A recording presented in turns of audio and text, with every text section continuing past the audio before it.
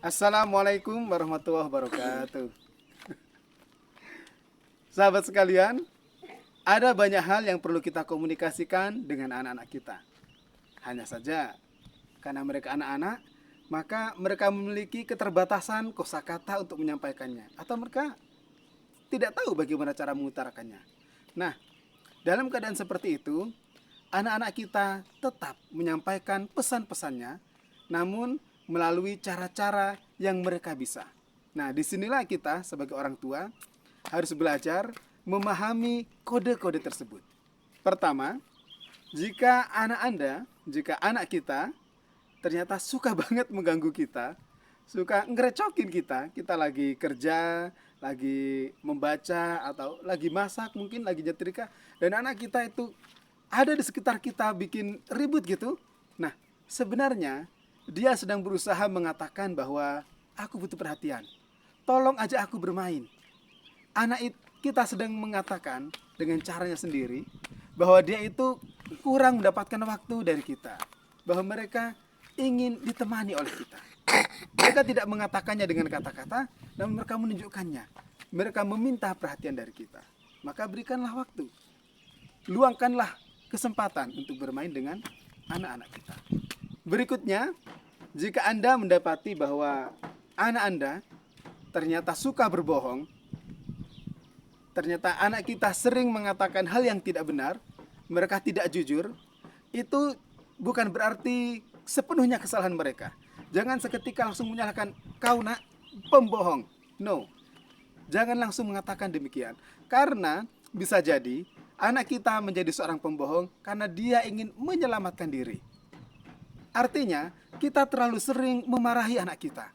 Ketika dia melakukan satu kesalahan, kita meresponnya dengan kemarahan yang besar. Kita memberikannya hukuman yang besar. Sehingga mereka sangat takut dengan kesalahan-kesalahan yang mereka lakukan. Untuk menyelamatkan diri, maka mereka pun memutuskan untuk berbohong. Jadi, ketika kita sering menemukan anak kita berbohong, mari kita lihat diri kita terlebih dahulu. Seberapa kejam kita kepada dia, sehingga dia harus berbohong untuk menyelamatkan diri. Woi. Oh my god. Ya Allah. Oke, dia menemukan air. Oke. Nah, selanjutnya, orang tua seringkali merasa jengkel ya ketika memiliki anak yang cengeng, anak yang penakut. Misalnya kita lagi jalan sama anak kita, terus anak kita bilang, "Papa, Mama, tolong belikan es itu, belikan makanan itu, belikan mainan itu," misalnya. Kita kasih duit, belilah sendiri anakku. Enggak, takut. Lalu dia narikin baju kita, narikin tangan kita minta dibelikan. Kita merasa, kenapa kok takut gitu?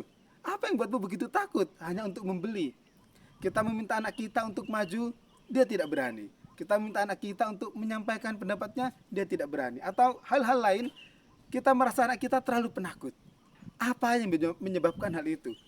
Nah, ternyata sama seperti sebelumnya, bisa jadi jiwa penakut itu merupakan hasil dari kesalahan kita sendiri sebagai orang tua.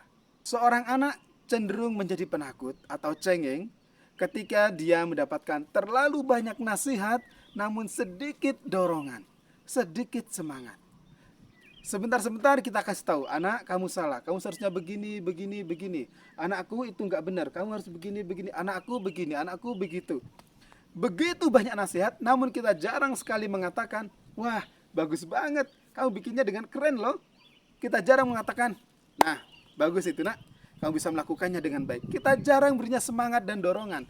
Kita malah beri nasihat terus. Kenapa demikian? Karena nasihat pada dasarnya adalah mengatakan, kamu salah, ini cara yang benar.